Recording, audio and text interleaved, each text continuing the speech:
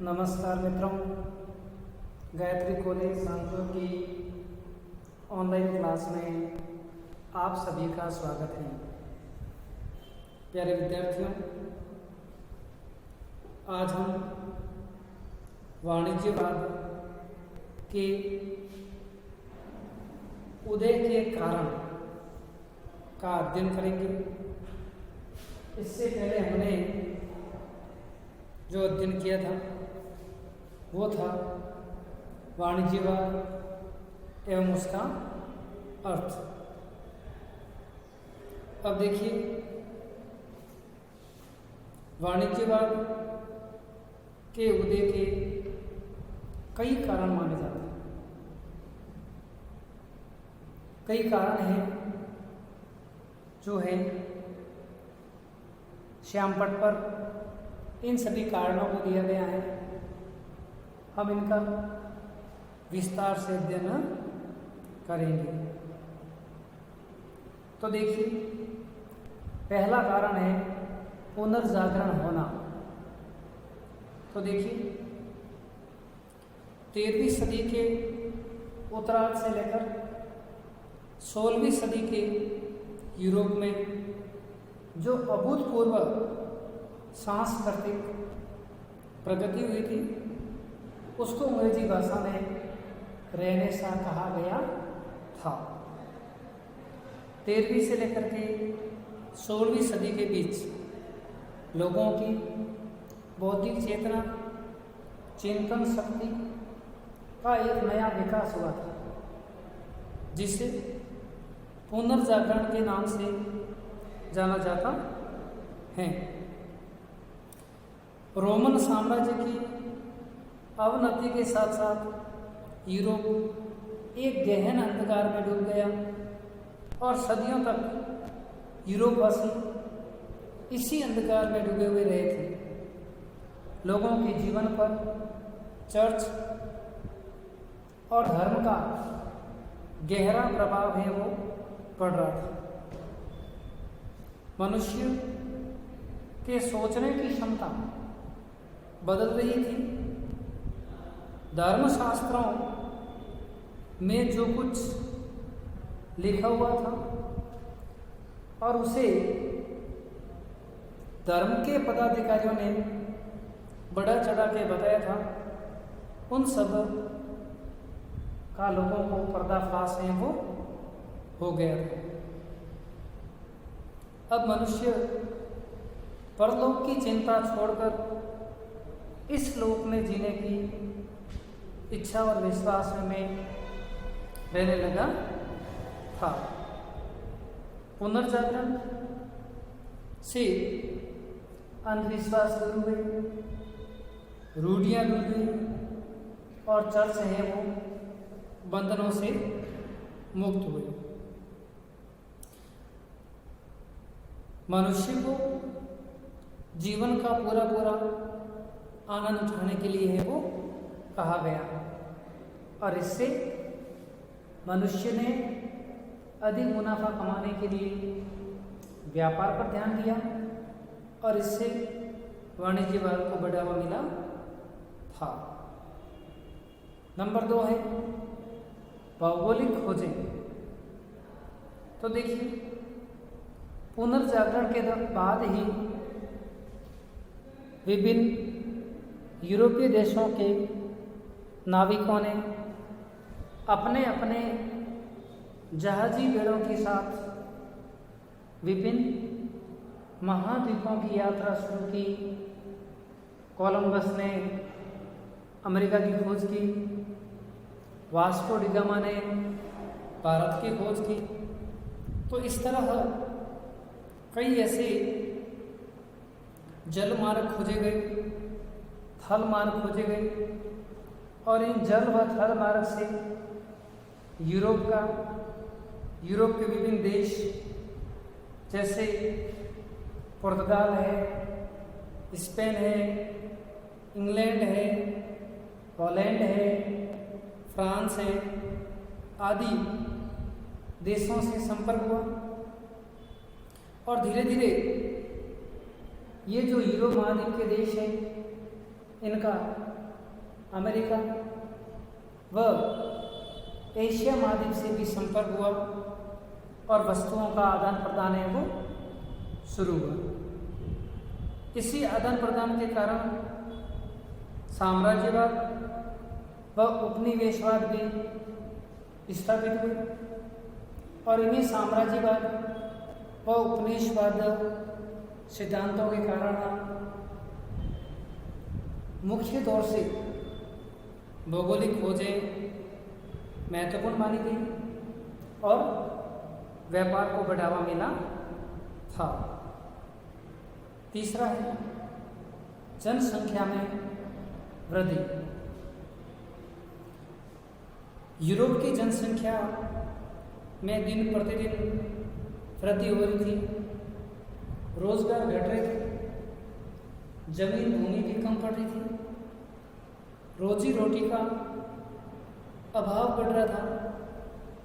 ऐसी स्थिति में लोगों ने परंपरागत कृषि को छोड़कर उद्योग धंधों की ओर बढ़ना शुरू किया। जनसंख्या वृद्धि के कारण वस्तुओं की मांग भी बढ़ गई और वस्तुओं की मांग बढ़ने के कारण व्यापार में इजाफा हुआ। व्यापार में इजाफा होने का बड़े बड़े नगरों का विकास हुआ, फैक्ट्रियां स्थापित हुई और पूंजी की सुलभता होने से व्यापार बढ़ने लगा। यातायात के साधन जलमार्ग, थलमार्ग आदि का विकास हुआ। इससे माल एक स्थान से दूसरे स्थान पर सुगमतापूर्वक ले जाया जा सकता था और इसी का नतीजा निकला कि भारत में वाणिज्यवाद है वो बढ़ा और भारत के साथ इंग्लैंड, पुर्तगाल, फ्रांस के संपर्क हुए। माल पूंजी का आवागमन हुआ। इस तरह अमेरिका महाद्वीप से भी उनका संपर्क हुआ और उसे व्यापार है वो फला फूला था। अब तीसरा है धर्म सुधार आंदोलनों का प्रभाव। देखिए 16वीं सदी के आसपास जो कैथोलिक चर्च था और कैथोलिक चर्च के लोग धर्म के नाम पर ठगी कर रहे थे, धर्म के नाम पर खुली लूट मचा रहे थे। जनता जाग चुकी थी, जनता में नया स्वाभिमान उत्पन्न हो गया था और इसी स्वाभिमान के कारण जनता में एक नई लहर दौड़ पड़ी थी। कैथोलिक चर्च के खिलाफ प्रोटेस्टेंट धर्म को बढ़ावा मिला और प्रोटेस्टेंट धर्म का जो दृष्टिकोण था, इस दृष्टिकोण के कारण विशेष तौर से लोगों के चिंतन, विचार शक्ति में वृद्धि हुई थी।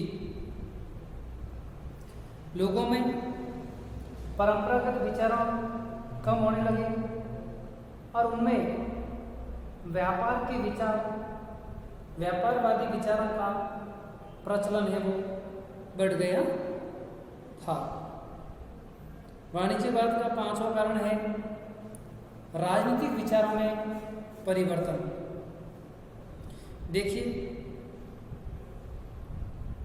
उस समय राजाओं का राज्याभिषेक पोप की स्वीकृति के बाद होता था, लेकिन धीरे धीरे राजतंत्र मजबूत हुए और पोप की सत्ता थोड़ी कमजोर हो गई।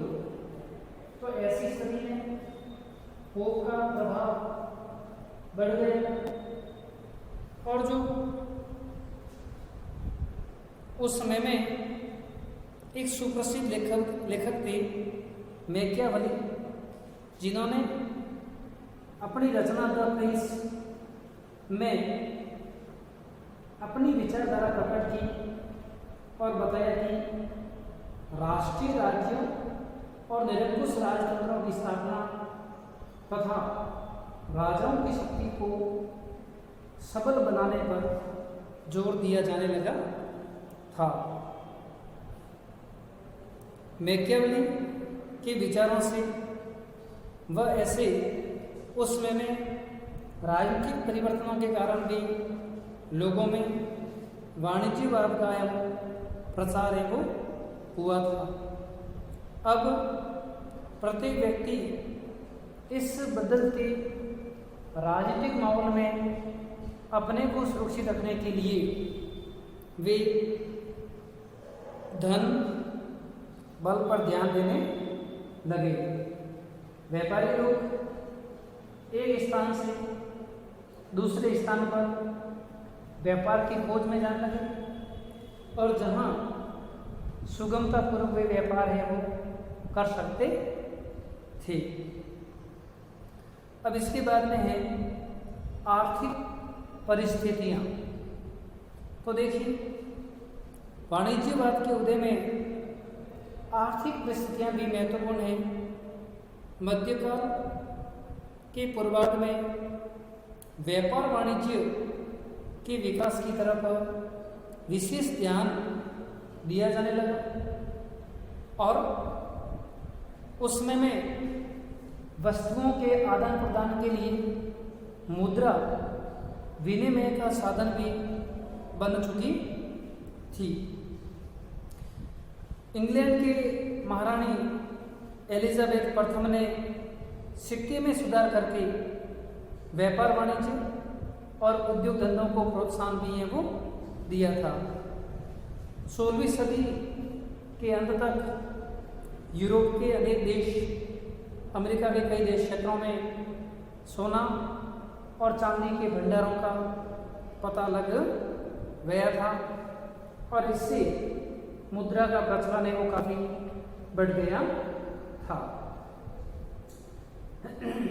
और इसी दौरान बैंकों का जन्म हुआ और बैंकों के जन्म के बाद उद्योग धंधों में वृद्धि हुई, देश विदेश का व्यापार बढ़ा, नए नए वाणिज्यिक क्षेत्र बढ़े, सोना चांदी जैसी बहुमूल्य धातुएं प्राप्त की। इन आर्थिक परिस्थितियों ने कुशल एवं साहसी व्यापारियों को व्यापार वाणिज्य तथा उद्योग के क्षेत्र में प्रवेश करने के अवसर प्रदान किए थे। तो इस तरह आर्थिक परिस्थितियों में बैंकों का होना, विनिमय के लिए मुद्रा का प्रचलन, ठीक है ना, इन तमाम कारणों से व्यापार है वो बढ़ा था। फिर इसके बाद में देखते हैं अपन राष्ट्रीय राज्यों की स्थापना। देखिए,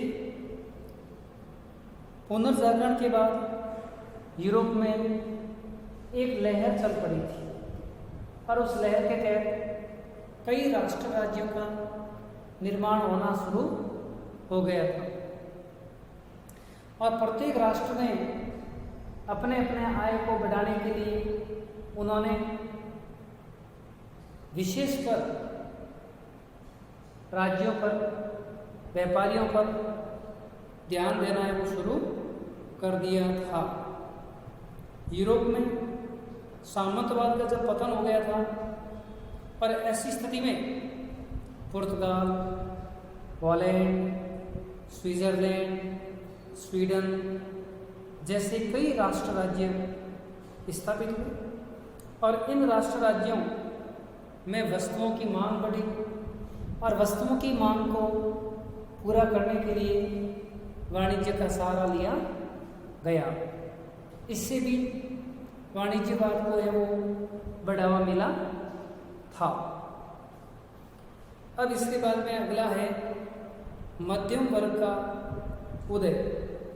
तो देखिए, मध्यम वर्ग के उदय से वाणिज्यवाद को बल मिला था, क्योंकि मध्यम वर्ग अपना जीवन कृषि की बजाय व्यापार वाणिज्य पर व्यतीत करना चाहता था और नगरों का विकास हुआ, नगरों के महत्व में वृद्धि हुई, विज्ञान और तकनीकी का ज्ञान बढ़ा और उसमें में वहाँ पर कई तरह के विचार हैं वो बदलने शुरू हो गए थे और उसमें में इन बदलते विचारों में इन नए मध्यम वर्ग का उदय है वो हुआ था।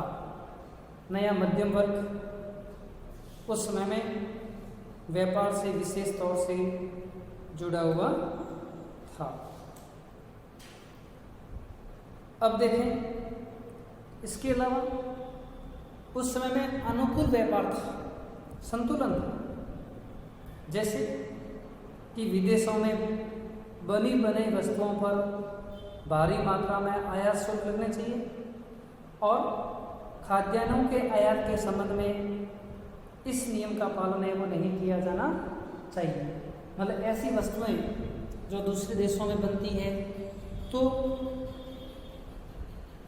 उनमें खाद्यान्न वस्तुओं को छोड़कर अन्य वस्तुओं पर आयात शुल्क लगना चाहिए। इससे राज्य को व्यय होगी और बाहर से वस्तुएं कम होगी, अपने देश में वो अधिक वस्तुओं का निर्माण है वो होगा। निर्यात का मूल्य आयातों के मूल्य की अपेक्षा अधिक न हो। मतलब जो अपन आयात करते हैं, खरीदते हैं और जो निर्यात करते हैं, बेचते हैं, तो इनका मूल्य भी है वो एक समान है वो होना चाहिए। तो इस तरह व्यापार में विशेष तौर से वाणिज्यवाद के उदय में इनका महत्वपूर्ण योगदान है वो रहा था और ये सब पुनर्जागरण होने के बाद मानव के बदले विचार, मानव के चिंतन, मनन और मानव में एक नई ऊर्जा का प्रस्फुटन हुआ था और उसी के कारण वाणिज्यवाद का है वो उदय हुआ था। और इसमें कृषि के क्षेत्र को हम भूल नहीं सकते, क्योंकि किसी भी उद्योग धंधे व्यापार के लिए जो कच्चा माल प्राप्त होता है वो हमें कृषि से प्राप्त होता है। उस समय में कृषि प्रौद्योगिकी का प्रचलन यूरोप में हो गया। यूरोप के अंदर कई ऐसे कृषि क्षेत्र में सुधार हुए, मशीनें बनी जिनके कारण कृषि का भार बढ़ गया, कृषि में अधिक उत्पादन होने लगा। मजदूरों की जगह अब मशीनों से कार्य होने लगा, जिसमें फसल की बुआई से लेकर फसल की निराई, गुड़ाई, सफाई तक का कार्य है वो मशीनों से होना शुरू हो गया था। उद्योग धंधे के लिए कच्चा माल सुलभता से मिलना शुरू हो गया और मिलने के कारण व्यापारियों ने बड़े बड़े उद्योग धंधे स्थापित किए और इन सब उद्योग धंधों के परिणाम स्वरूप में वो वाणिज्यवाद को बढ़ावा मिला था। जैसा कि विनिमय, शाख, मुद्रा आदि का प्रचलन होने से भी वाणिज्यवाद को बढ़ावा मिला था। धन्यवाद।